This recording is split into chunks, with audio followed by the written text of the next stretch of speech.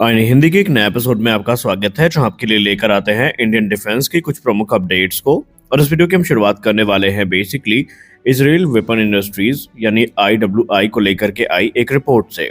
आप सबको पता है कि भारतीय थल सेना इस समय अपनी जो मॉडर्नाइजेशन प्रोग्राम है उसको लेकर काफी गंभीर है, जहां पर आर्टिलरी से लेकर मिसाइल और मिसाइल से लेकर जो कार्बाइन और लाइट मशीन गन्स हैं, इनको लेकर के लगातार जो प्रोग्राम है वो एग्जीक्यूट किए जा रहे हैं।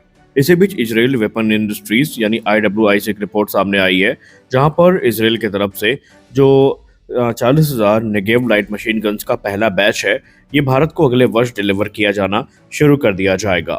यहाँ पर उन्होंने ये भी कहा कि वो आने वाले भविष्य में तकरीबन 1.7 लाख जो नेक्स्ट जनरेशन कार्बाइन्स हैं, इनके कॉन्ट्रैक्ट को भी भारत के साथ फाइनलाइज करने वाले हैं। यानी आने वाले भविष्य में हमें जो ये एडवांस गन्स हैं, ये मिलनी शुरू हो जाएंगी और निस्संदेह इनके आने के बाद भारतीय थल सेना की जो कैपेबिलिटीज़ है वो और भी ज़्यादा इन्हेंस होंगी। हमारी अगली बड़ी अपडेट आ रही है तुर्की को लेकर के, और क्या ये भारत के लिए अब एक बड़ा सरदर्द बन सकती है, आइए इसको हम डिस्कस करते हैं। देखिए, ऑपरेशन सिंदूर में पाकिस्तान की जिस प्रकार की फजीहत हुई है, ये किसी से छुपा नहीं है और पाकिस्तान के लिए एक ऐसा ट्रॉमा भारत की तरफ से आ गया है जिससे निकल पाना उनके लिए भी इतना आसान नहीं होने वाला है। लेकिन इसी बीच तुर्की से एक बड़ी रिपोर्ट सामने आ रही है, जहां पर तुर्की ने अपना जो अंका 3 जो कि flying wing unmanned combat air vehicle है, रिपोर्ट्स के हिसाब से पाकिस्तान को ऑफर किया है। ये प्रपोजल सिर्फ पाकिस्तान को इस ड्रोन तक देना नहीं है, बल्कि इस प्रपोजल में बाकायदा तुर्की की तरफ से जो लोकल प्रोडक्शन फैसिलिटी है, इसको भी इस्टेब्लिश करने की बात की गई है। लेकिन इसके लिए उन्होंने एक शर्त रखी है कि इसकी जो लोकल प्रोडक्शन फैसिलिटी है वो तभी इस्टेब्लिश करी जाएगी जब इस्लामाबाद कम से कम 100 यूनिट्स की प्रोक्योरमेंट के लिए कमिट करे। उससे कम में ये चीज़ें नहीं होने वाली है। और एक्सपर्ट्स मानते हैं कि अगर ये डील पाकिस्तान ने फाइनलाइज कर ली तो फिर कहीं ना कहीं ये एक सिग्निफिकेंट शिफ्ट होगा ताकत में, क्योंकि पाकिस्तान की जो एरियल वॉरफेयर डॉक्ट्रिन है उसमें ये ड्रोन कहीं ना कहीं भूमिका तो अपनी निभाएगा ही निभाएगा। और ऑपरेशन सिंदूर के बाद से पाकिस्तान काफ़ी डेस्परेट है इस प्रकार के सिस्टम्स को खरीदने के लिए, क्योंकि भारत ने जिस प्रकार उनके 11 एयरबेसेस को टारगेट किया और तुर्किश ड्रोन की तो वहाँ पर प्रॉपर मैयत निकाली गई थी भारत की तरफ से।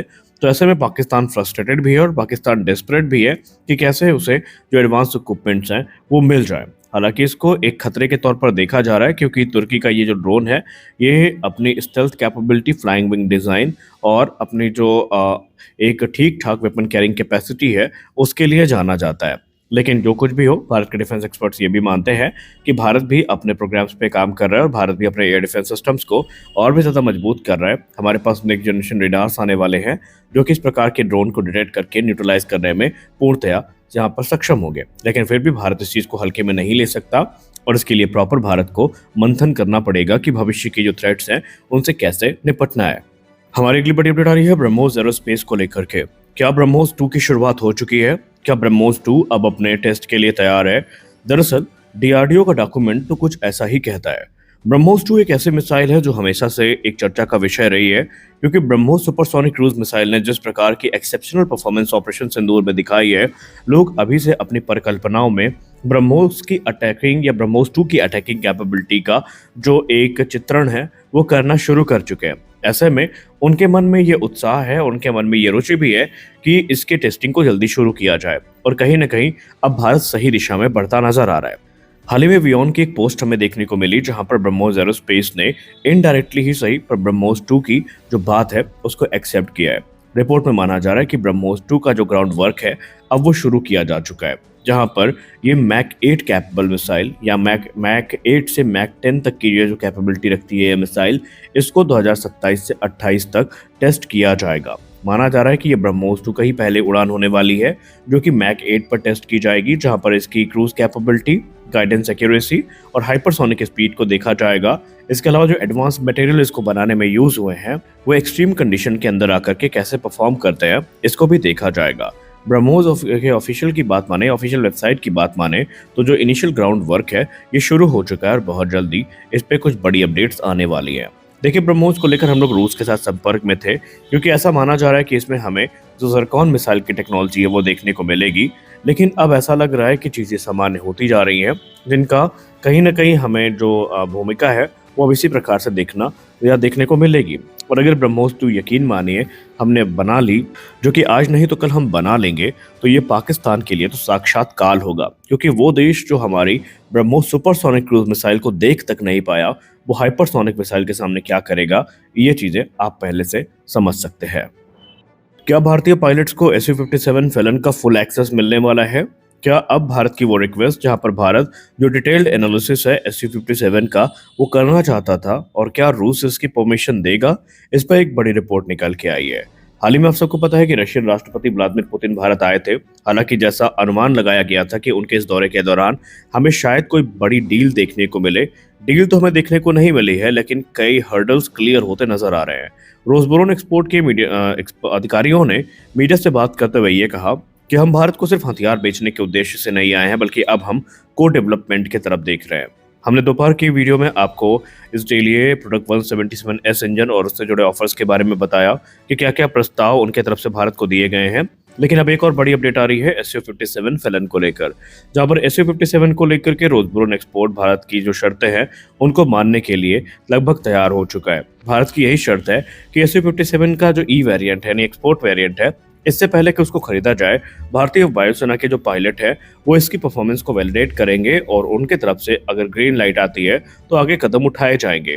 तो यहाँ पर सॉफ्ट कॉर्नर रूस की तरफ से दिखाया गया है, जो कि इस चीज़ का इंडिकेशन है कि अब बहुत जल्दी भारत के पायलट्स को इसका एक्सेस मिलने वाला है। हालांकि कुछ मीडिया रिपोर्ट्स की बात माने तो काफ़ी लंबे समय से चीज़ों को इवेलुएट किया जा रहा है, लेकिन रशियन राष्ट्रपति व्लादिमीर पुतिन के आने के बाद कार्यवाही में थोड़ी तेज़ी हमें ज़रूर देखने को मिली है। लेकिन इस पॉइंट ऑफ टाइम पे आपको याद दिला दें कि इसका बिल्कुल भी मतलब ये नहीं है कि डील फाइनलाइज होने वाली है, बल्कि यहाँ पर जो चीज़ें हैं वो इवैल्यूएट की जाएंगी, और अगर सब कुछ सामान्य होता है तो उसी के आधार पर आने वाले भविष्य में हमें जो डील है वो साइन होती नजर आएगी। अब वो SU-57 की होगी या राफेल की होगी, वो तो आने वाले निकट भविष्य में हमें पता चल जाएगा। लेकिन एक चीज़ तो क्लियर है कि अब आने वाले भविष्य में हमें कुछ इंटरेस्टिंग रिपोर्ट्स इस क्षेत्र में देखने को जरूर मिलेंगी, क्योंकि रूस एक प्रॉपर डेलीगेशन के या रशियन राष्ट्रपति प्रॉपर डेलीगेशन के साथ आए थे, जिन्होंने अपने जो डिफेंस ऑफर हैं इनको लेकर भारत के साथ डिटेल में बात करी है। यहाँ पर SU-57 Fallon, product 177S engine, इसके अलावा ब्रह्मोस का जो नेक्स्ट जनरेशन वेरिएंट है इसको लेकर बात हुई है, और R-37M मिसाइल जो है इसको लेकर बात हुई है, और भी कुछ प्रमुख उपकरण हैं और एनर्जी से संबंधित जो बातचीत है वो की गई है। लेकिन डिफेंस की जहां तक बात रही तो वहां पर S-400 एयर डिफेंस सिस्टम और SU-57 के साथ साथ जो R-37M मिसाइल है ये काफी ज्यादा चर्चा का विषय बनी थी। तो देखना यह है कि भारतीय वायुसेना अब इस पर अंतिम निर्णय क्या लेती है, क्योंकि सब कुछ अब भारतीय वायुसेना के इवैल्यूएशन और उनके निर्णय पर ही टिका हुआ है। अब आप क्या सोचते हैं, क्या वाकई अब हमें किसी भी विदेशी फाइटर की तरफ देखना चाहिए? क्योंकि अगर हम 2026 में भी डील फाइनलाइज करते हैं तो आपको भी पता है कि चाहे राफेल हो या फैलन, ये 2030-31 तक के पहले हमें देखने को नहीं मिलेंगे। ये दौर वही होगा जब एमका की उड़ान पूरी हो चुकी होगी और तेजस मार्क 2 अपने प्रोडक्शन क्लियरेंस के काफी नजदीक पहुंच चुका होगा। इस वीडियो में बस इतना ही, मिलता है अगले वीडियो में, तब तक के लिए जय हिंद।